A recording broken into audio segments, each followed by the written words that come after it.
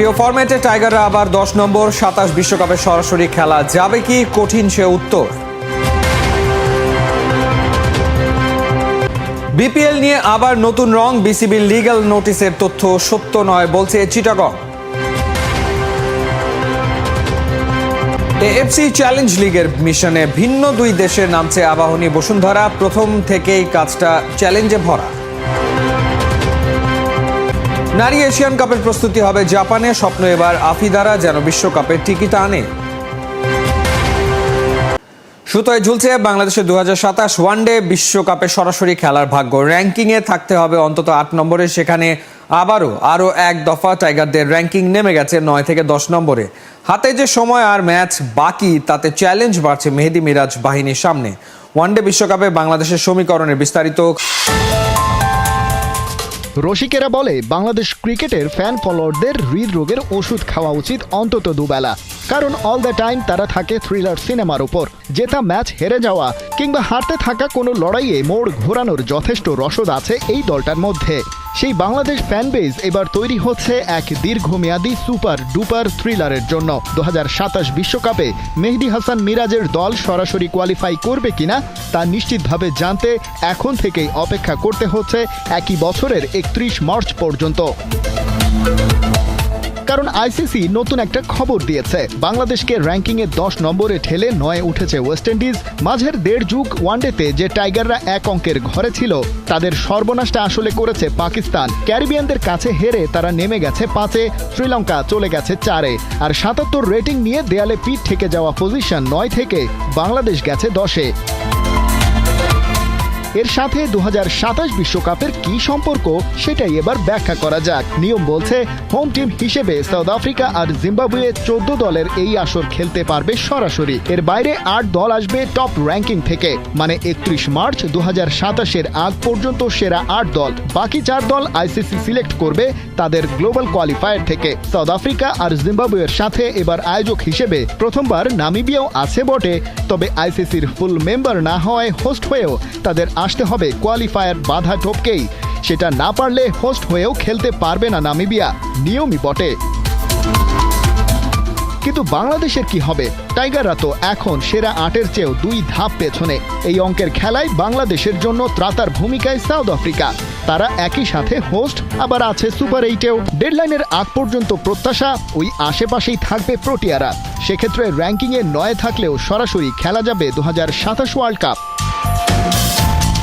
কিন্তু টাইগাররা যে 10 নম্বরে নেমে গেল, সেখান থেকে তাদের উদ্ধার করবে কে? ডেডলাইনের আগে কাদের সাথে খেলবে মেহেদী মিরাজরা, সেটাই এবারে দেখা যাক। এবছরের বাকি সময় টি-20-র ভরা মৌসুম, তার মধ্যে ওয়েস্ট ইন্ডিজ আর আয়ারল্যান্ডের বিপক্ষে 6টা ওয়ানডে। র্যাঙ্কিংয়ের অবস্থানটা ঝালাই করে নেয়ার ভালো সুযোগ। সেখানে পা ফসকালেই অবশ্য হড়কা বানে তলিয়ে যাওয়ার আছে সমূহ সম্ভাবনা, কারণ এর পরেই টাইগারদের পাকিস্তান, নিউজিল্যান্ডের বিপক্ষে লড়াই। ওই পথটা কোনোভাবে পাড়ি দিলেই 2026 সালে থাকছে রিকভারির সুযোগ। জিম্বাবুয়ের বিপক্ষে 5 আর আয়ারল্যান্ডের সাথে 3 ওয়ানডের সিরিজ কাজে লাগাতে পারবে মিরাজরা। রিভাইজড শিডিউলে একই বছর ভারতের আসার কথা বাংলাদেশে, আর সাউথ আফ্রিকা সিরিজ তো আছেই। ডেডলাইনের বছর 2027-এ এখন পর্যন্ত কোনো শিডিউল ওয়ানডে ম্যাচ নেই। র্যাঙ্কিং, রেটিং আর এফটিপির এই সমীকরণ অনেক জটিল হলেও হিসেব কষে অনুমান করা যাচ্ছে টিপিক্যাল বাংলাদেশের মতো তাদের প্রিয় ওয়ানডে ফরম্যাটটা খেলে যেতে পারলেই সরাসরি 2027 বিশ্বকাপ খেলতে পারবে টাইগাররা, যদি কপাল মিরপুরের উইকেটের মতো আনপ্রেডিক্টেবল আচরণ না করে আর কি। নতুন বিপিএলে কি থাকতে পারবে ডিফেন্ডিং রানার্স আপ দল? আর্থিক ইস্যুতে এখন মুখোমুখি অবস্থানে বাংলাদেশ ক্রিকেট বোর্ড ও চিটাগং কিংস। ফ্র্যাঞ্চাইজির কাছে বকেয়া টাকা চেয়ে লিগ্যাল নোটিশ দিয়েছে বিসিবি, অথচ কিংসের মালিক সামির কাদেরের দাবি বোর্ড যে টাকার অঙ্ক বলছে তা মিথ্যা।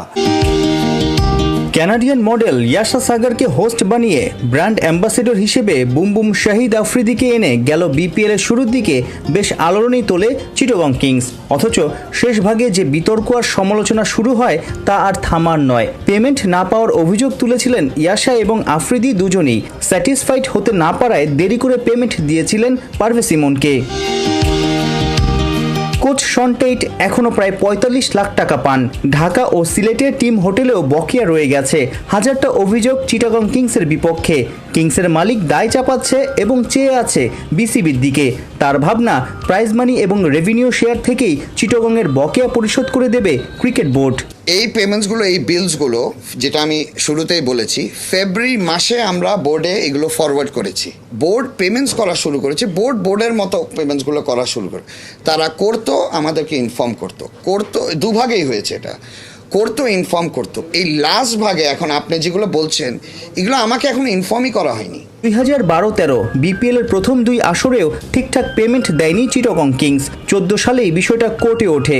সামির কাদেরের দাবি, গেল বছর সাবেক সভাপতি ফারুক আহমেদ পূর্বের বকেয়া 13 কোটি থেকে ছাড় দিয়ে 3 কোটিতে সেটেলমেন্ট করে দেয়, যদিও সেই 3 কোটিও বিসিবিকে দেয়নি কিংসের মালিক। গেল মাসেই ক্রিকেট বোর্ডের লিগ্যাল নোটিশ পেয়ে চোখ কপালে তার। আমাকে একটি লিগ্যাল নোটিশ দেওয়া হয় 46 কোটি টাকার। এই ফিগারটা 46 কোটি টাকার, এটা না ওনাদের কাছে কোনো জবাব আছে, না আমার কাছেও কোনো জবাব আছে, কিন্তু বাজারে কিন্তু ঘুরছে 46 কোটি টাকার। এই ডকুমেন্টটা আমি আজ পর্যন্ত পাইনি। এই ডকুমেন্টটা ইজ এ লিগ্যাল ডকুমেন্ট। এই এগ্রিমেন্টটা যে আমার সাথে বোর্ডের হয়েছে, এটা আমি পাওয়ার পর সে না এগ্রিমেন্টটা অ্যাকনলেজ করতে পারবো, এবং এই এগ্রিমেন্টটা আমার কোর্টে গিয়েও জমা দিতে হবে। যে আরবিট্রেশন চলছে 2014 থেকে, বা যেটা স্টে অর্ডারে আছে, আমার আর ক্রিকেট বোর্ডের মাধ্যমে যেটা সমাধান হয়েছে, দ্যাট ইজ দ্য এভিডেন্স যে আমার সাথে বাংলাদেশ ক্রিকেট বোর্ডের সমস্যার সমাধান হয়েছে। আমি এটা জমা দিলাম, এই কেসটা টোটালি ডিসমিস হলো। বাট ওই এগ্রিমেন্টটা আনফর্চুনেটলি আমি আজ পর্যন্ত হাতে এখনও পাইনি। প্রেস কনফারেন্সে প্রশ্ন ওঠে, বিপিএল এর সময় 10-12 কোটি টাকা খরচা করার সামর্থ্য কিংবা ইচ্ছা না থাকলে দল কিনে কেন টুর্নামেন্টের মান ডোবানো হচ্ছে? সামনেও কি ফ্র্যাঞ্চাইজি পাওয়ার আশায় আছে চিটাগং কিংস কর্তৃপক্ষ? ওয়ানডেতে দুজনের ব্যাটে 25,000-এর ওপর রান, সেঞ্চুরি 87টা। গেল 17 বছর যাবৎ বিশ্বকে মন্ত্রমুগ্ধ করে রেখেছেন দাপুটে ব্যাটিংয়ে। অবশেষে আন্তর্জাতিক মঞ্চ থেকে সেই রোহিত কোহলির বিদায় ঘণ্টা বাজতে চলেছে। ভারতীয় ক্রিকেটে গুঞ্জন, অবশিষ্ট ওয়ানডে ফরম্যাট থেকেও অক্টোবরে রিটায়ার করতে পারে এই জুটি, কিন্তু বাস্তবতায় আছে বেশ কিছু যদি কিন্তু। সেগুলো তুলে ধরছেন টি-20 বিশ্বকাপ জয়ের পর একসাথে অবসর নিয়েছিলেন টি-20 থেকে। টেস্টেও দুজনে রিটায়ারমেন্ট নেন 5 দিনের ব্যবধানে। ভারতের জার্সিতে যে ওয়ানডে ফরম্যাট বাকি ছিল, এখন সেটাকেও বিদায় বলার কাছাকাছি রোহিত শর্মা ও বিরাট কোহলি। ভারতীয় ক্রিকেটে ব্যাপক গুঞ্জন, 25 অক্টোবর সিডনিতে অস্ট্রেলিয়ার বিপক্ষে তৃতীয় ওয়ানডেতে দুজনকে গ্র্যান্ড ফেয়ারওয়েল দেবে ভারত। যদিও বিসিসিআই জানিয়েছে রোহিত কোহলির অবসর ইস্যুতে নাক গলাবে না বোর্ড। রিটায়ারমেন্টের ব্যাপারে তারাই সিদ্ধান্ত নেবেন। পিটিআইকে দেয়া সাক্ষাৎকারে এক বিসিসিআই কর্তা জানিয়েছেন, রোহিত কোহলির মনের মধ্যে কিছু থাকলে বিসিসিআইকে জানাবেন। ইংল্যান্ড সিরিজের আগে দুজন তেমনটাই করেছিলেন। তবে এই মুহূর্তে বোর্ড শুধুই টি-20 বিশ্বকাপ এবং তার প্রস্তুতি নিয়ে চিন্তা করছে। এশিয়া কাপে সেরা দল পাঠানো হবে, সবাই যাতে ফিট থাকে সেটা দেখাই বোর্ডের প্রধান কাজ। অবশ্য মুখে রোহিত কোহলিকে নিয়ে মধুর কথা বললেও ভেতরের খবর একদম উল্টো। জানা গেছে নির্বাচকদের 2027 ওয়ানডে বিশ্বকাপের প্ল্যানে নেই এই দুই কিংবদন্তি, কেননা সে সময় রোহিতের বয়স হবে 40 আর কোহলির 39। গুঞ্জন আছে দুই তারকা ভারতের জাতীয় one day championship Vijay Hazare trophy খেলতে পারেন। 24 ডিসেম্বর থেকে শুরু হবে বিজয় হাজারে ট্রফি। তবে বিসিসিআই সূত্রের বরাতে ভারতীয় মিডিয়া বলছে, রোহিত কোহলি বিজয় হাজারে ট্রফি খেলতে চাইলেও তার আগে 6টা ওয়ানডে আছে।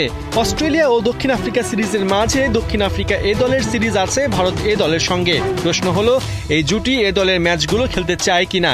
তার চেয়েও বড় কথা, অজিত আগারকারের নির্বাচক প্যানেল তাদের খেলতে দেয় কিনা। এদিকে কলকাতায় এক অনুষ্ঠানে সাবেক ভারতীয় অধিনায়ক ও বিসিসিআই প্রেসিডেন্ট সৌরভ গাঙ্গুলি রোহিত কোহলির পাশে দাঁড়িয়েছেন। তার সাফ কথা, ভালো খেললে দুজনেরই খেলা চালিয়ে যাওয়া উচিত। এখন দেখার বিষয় ভারতীয় ক্রিকেটে রোহিত কোহলির শেষটা কোথায়, কখন আর কিভাবে হয়।